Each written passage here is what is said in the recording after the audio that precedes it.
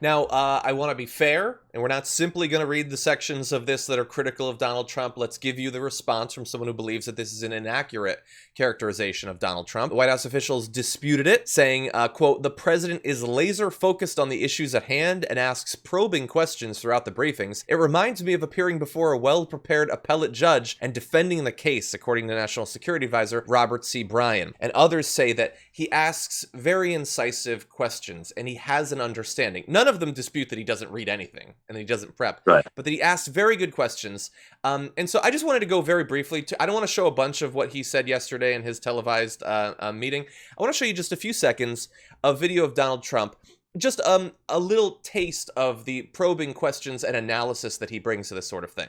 And you know, when you say per capita, there's many per capitas. It's like per capita relative to what? But you can look at just about it. When you say per capita, there's many per capitas. Per capita to what? No. Right. No, the per capita is the to what? It's Right. to the capita. That's what makes it relative. That's per capita. the relative thing. Yeah.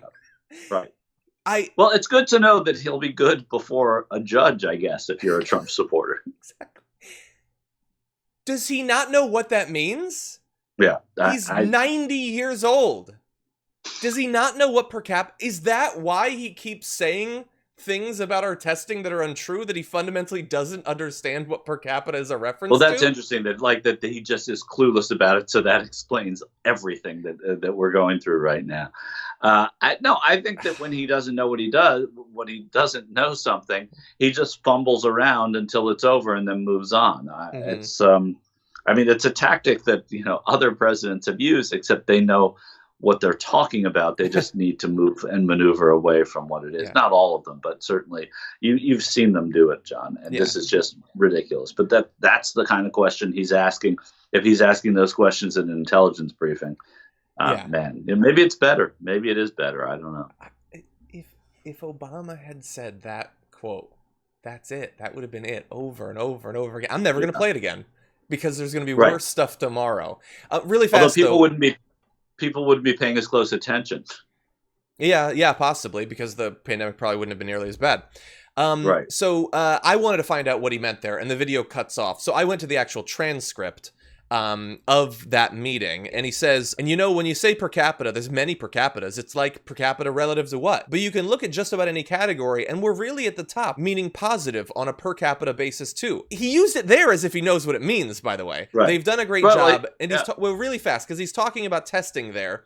So I decided, because I gave credit to the rise in testing recently, a few days ago, I wanted to give credit, and if all of a sudden we're doing really well per capita as well, whatever that means, I wanted to give credit there. And so I looked it up, and these numbers are accurate as of yesterday. And I know it's small, but you can see there that the USA is down, it's fourth from the bottom there. No, we're not right at the top per capita. Just say we're doing better. And we're doing better despite the fact that Donald Trump isn't doing anything to make those daily testing numbers go up, but that we are going up. But we're not at the top on a per capita basis. Stop lying about things that are easily checkable. I found that within seconds. But John, per capita relative to what? That's a good, probably elevation, I think. Jesus Christ. Right. Anyway, let's go to one more of the bits of a look into what he does. And this, what he does in those meetings, they say he doesn't appear to read the document or to otherwise prepare, and he constantly asks, how do you know? Common refrain. He counters with his own statistics on issues where he has strong views, like trade or NATO. Strong views, by the way, not a grasp of the facts. He just has strong views. Directly challenging him, even when his numbers are wrong, appears to erode his trust, and ultimately he stops listening. So it's one thing to be ignorant, to not have the information. But when you are surrounded by people whose job it is to make sure that you have an accurate understanding of what's going on, when they correct you and you just tune it out or start to trust them less when they're right, them being right makes you trust them less. That is about as corrosive a worldview, a perspective with which to govern from that I can imagine. Right. It also points to this deep-seated distrust he has of the intelligence community. Yeah. Once again, I mean, they say, how do you know? Well, here's how they know.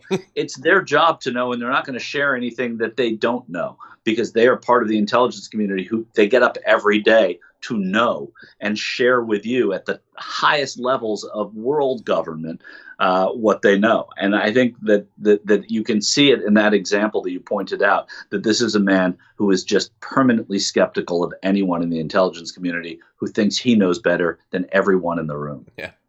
By the way, really fast, I'm seeing comments like per capita from the standpoint of water. I think he thinks per capita it means just in the capitals of different states.